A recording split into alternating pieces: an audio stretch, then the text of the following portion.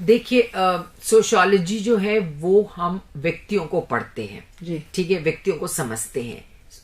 समाज शास्त्र में हर एक व्यक्ति की सोच विचार अलग अलग होती है, उनकी जो प्रेजेंटेशन होती है, जो वो बोलते हैं, जिस प्रकार से उसका रिएक्शन करते हैं वो अलग अलग होता है। लेकिन फिर भी हम व्यक्तियों को जो भी पढ़ते हैं, फिर भी हम ये कहते हैं कि सोशियोलॉजी में, समाज शास्त्र में सोसाइटी को बहुत ही साइंटिफिक और सिस्टमैटिक तरह से हम पढ़ सकते हैं।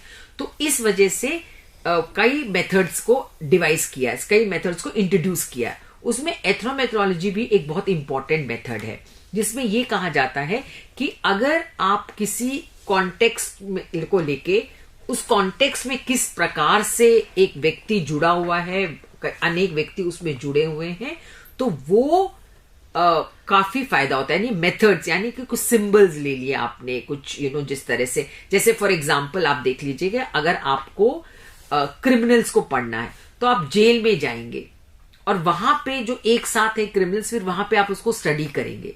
लेकिन अगर आप बाहर जाते हैं तो फिर बड़ा मुश्किल हो जाता है क्रिमिनल्स को बाहर पढ़ने में, क्योंकि क्राइम जो होता है वो आपके लिए सही हो, मेरे लिए गलत भी हो सकता है। कोई भी एक क्राइम हो वो भी बड़ा रिलेटिव होता है, क्योंकि किसी के लिए सही होता है, किसी के लिए गलत होता है। लेकिन अगर हम ये किसी कॉन्टेक्स्ट में पढ़े, जैसे फॉर एग्जाम्पल अगर हम ये कहना चाहेंगे कि हमें आज मार्केट की क्या परिस्थितियां हैं, किस प्रकार से मार्केट में लोग किस प्रोडक्ट को ज्यादा इस्तेमाल करते हैं, वो पढ़ना चाहें, तो हम एक पर्टिकुलर मार्केट में जाएंगे और वही रिसर्च करेंगे, उसी कॉन्टेक्स्ट में रिसर्च करेंगे, उसी सिचुएशन में रिसर्च करेंगे, क्योंकि ये एक मेथड है रिसर्च करने का। तो आपका ये सवाल था, क्या ये एक इंपॉर्टेंट मेथड है? हाँ, सोशियोलॉजी में एक बहुत ही इंपॉर्टेंट मेथड है, क्योंकि आप क्या करते हैं, कई सिंबल्स को लेते हैं और उस सिंबल्स के मेटाफर को लेके सिंबल्स को यूज करते हुए भी पढ़ते हैं। उदाहरण के तौर पे अगर मुझे पढ़ना हो, जैसे हम लोग व्हाइट के बारे में बात करते हैं,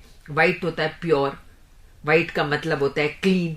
तो इस तरह से करके उस एक सिंबल को लेके हम फिर देखते हैं कि क्या क्या कैसे कैसे चीजों को हमें जोड़ना है और उस प्रकार से हम रिसर्च, इमेज फॉर्मिंग हो जाती है। तो एथनोमेट्रोलॉजी मेथड्स यूज करते हैं हम डिफरेंट। हाँ जी।